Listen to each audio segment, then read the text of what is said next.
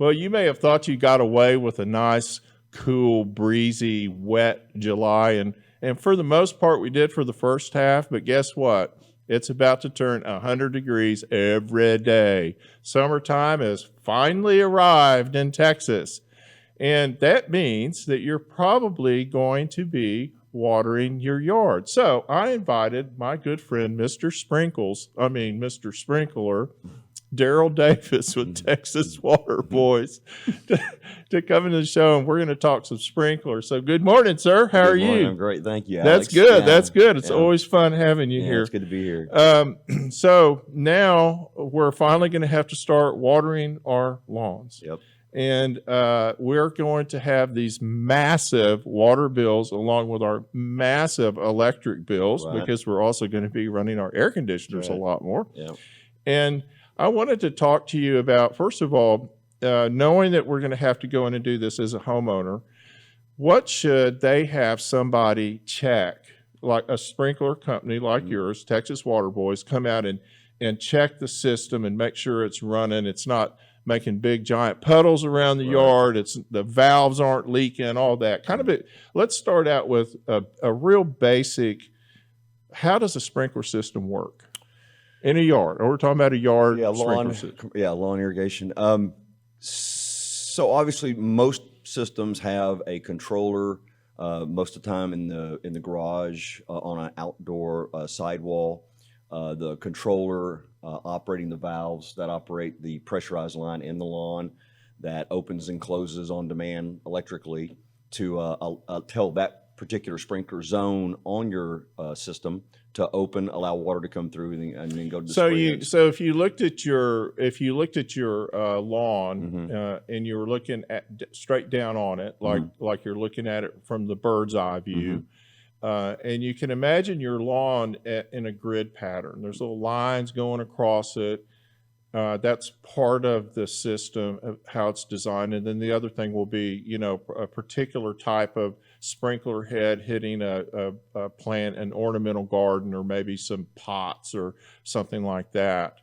And so that's what Daryl's talking about when he's talking about the zones. That's called a zone. So there might be 3 or 4 sprinkler heads that hit a certain area for 20 minutes, and then it's going to cut off, and that's a zone. And then it's going to go and hit sprinkler heads at another part.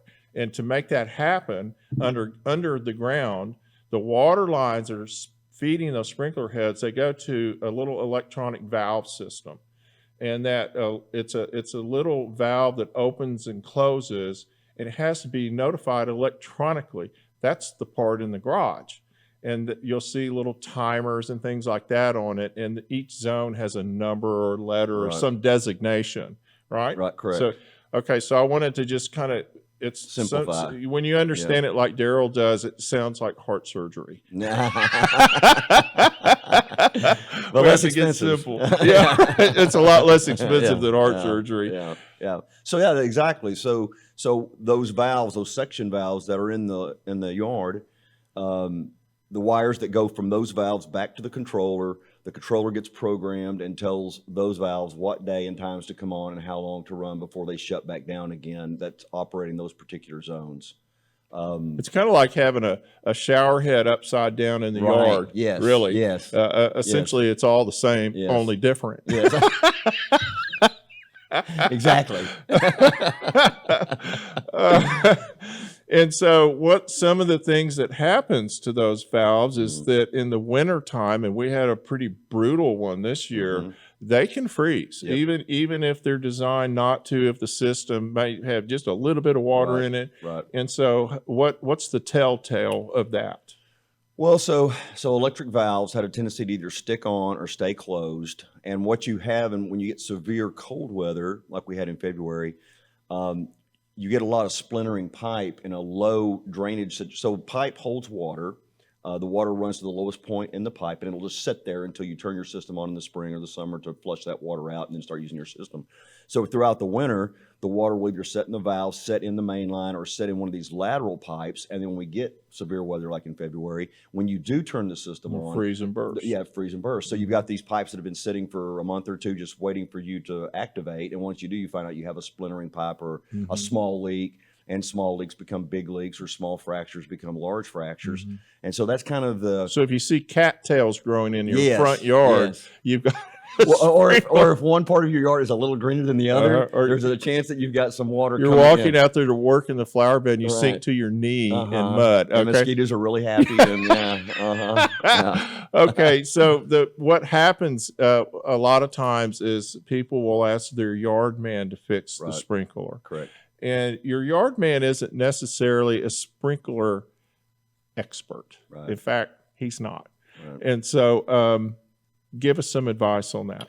Well, the state mandates that any time you open up a main line, which is the line that is tied to your potable water supply, your drinking water at your water meter, that pipe cannot be disrupted, connected to, rerouted without a licensed technician. So the state of Texas has a licensing program for irrigation where you have a licensed irrigator and then you have a licensed technician. The problem with that is it's not enforced. There's not enough enforcement in the state of Texas, cities, municipalities to enforce what the state has mandated. Well, plus you can just go up to a box store and get the parts. Right. You go And to Home that's what Depot. happens. Right, yes. Yeah. But when you have a system installed by a professional irrigation contractor and they go through the design and the design measures and calculates what is required for that particular property, the box store or the DIY or the lawn maintenance person that you have on your property, they're not necessarily going to match that type of head, that type of valve, or you may not even be able to purchase that same type of head or valve in that most contractors, professional contractors, are buying a professional line of product. And it's a grade of product. So Correct. there's a higher quality grade and a lower quality grade, and the lower quality grade's the one that just broke, probably. Yeah, and it doesn't mean it doesn't work. It's Yeah. just it's part of being in any industry or any being a professional, being licensed. It's just part of the process of trying to, and really it goes back to water efficiency. Uh-huh. A licensed irrigation technician or irrigator is looking also as how efficient is that system, and the type of nozzle that you put on or the type of head. You're putting it on there to not waste water. So you're looking at how efficient is it covering the property, the grass, the lawn, the shrubs, or is it spraying over concrete? So if you see water running down the right, street, correct. what does that mean? Well, it could be, Besides the concrete doesn't grow. no, right. So yeah. So running down the street means you're overwatering, or you have a broken head or a broken main line.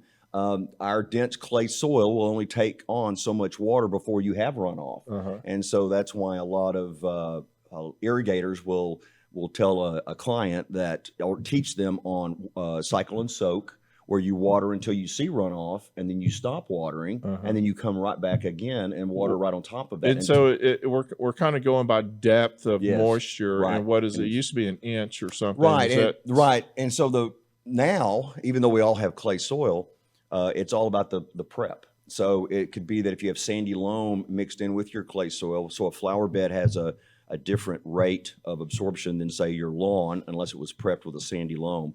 But for the most part, it's all based on, like what you're saying, it's based on certain conditions in Texas. and how it absorbs. And how it absorbs. And so as a professional irrigator, lawn irrigator, you kind of have to kind of cross a little bit of a line into that landscaping Right. knowledge. Right. And so when you're hiring somebody that isn't a professional, and this is where I'm trying to go with this, you're not going to get that.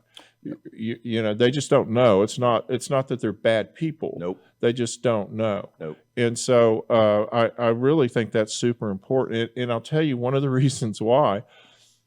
Our population is exploding in North Texas. Now, we've been really fortunate the last few years. We've had plenty of water. There will come a time when we don't. That's right. And it's the one of the most important things is to control things like watering yards. And when we see water running down the street, it drives me nuts. Right. It's just a total waste. It's a total waste. Well, of and not water.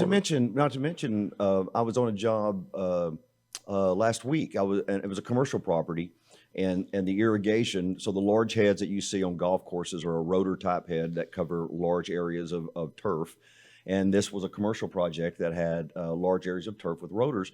But this was the morning, I think it was Tuesday morning, maybe Monday when we got the rain, the big cloud burst early in the morning. Monsoon, yeah. Right. And so the system is just running for the next 2 hours on this large. Regardless. Yeah. And Yeah. so going back to your point of the water, when you do see runoff, it would be to check your rain and freeze sensor and make sure too that. And let's talk about that real quick and explain the rain and freeze sensor. I totally forgot about that. So again, it's mandated that every system have a functioning rain and freeze sensor by most cities. I believe the cutoff is like 15,000 or less population. It's not required. I could be wrong, and it could be down to 5,000 or whatever, but it's required that every system have a rain and freeze sensor. That rain and freeze sensor is mounted somewhere where it can have sunshine and rain, and there's different varieties, wireless, that talk to each other without hardwire. But the main purpose is that if we get temperatures below 32 degrees, 33, you can set what you want it to be set at, whether it's 32 or your amount of moisture at 1/4 of an inch before it shuts off. But it measures rainfall and weather conditions to say, I'm not going to come on today. I'm not going to water because it tells me because I don't need to. Correct. Right. And so in the overall maintenance of these systems, is it basically go in the springtime or wintertime, whenever? When would you recommend people start looking at? Well, spring, but in Texas, and especially North Texas, it's usually we become booked out about the 3rd week in February historically. And so you want to be with a contractor lined up for that spring tune-up, that spring checkup, somewhere at the 3rd week in February, the end of February, going into March. And what you'll find as you get closer into March, April, and especially May, and especially this year, that right now we're running 2 weeks behind, and it'll stay 2 weeks behind through most of the summer. But early on, we were close to a month behind because the February freeze, and then so many people had so much damage and they couldn't catch up. Right. And so spring is there was a lot of things.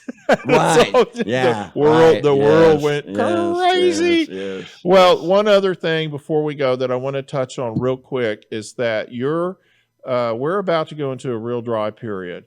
And it's about to get really hot, and it's really about a month behind. It usually starts 2 or 3 weeks ago. So we got a nice little break. Right. And your foundation, where the dirt around your foundation is going to dry out, and it's going to shrink. And I want to tell you that your sprinkler system is not designed to control that.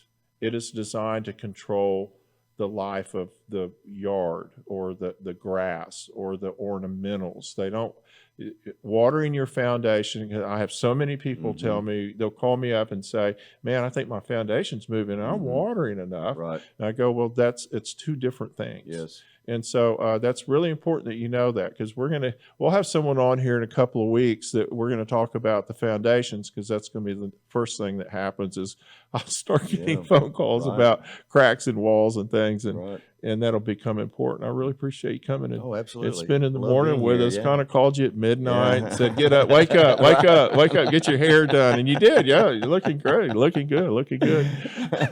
Daryl Davis with Texas Water Boys in Dallas. Stay tuned. We'll be right back.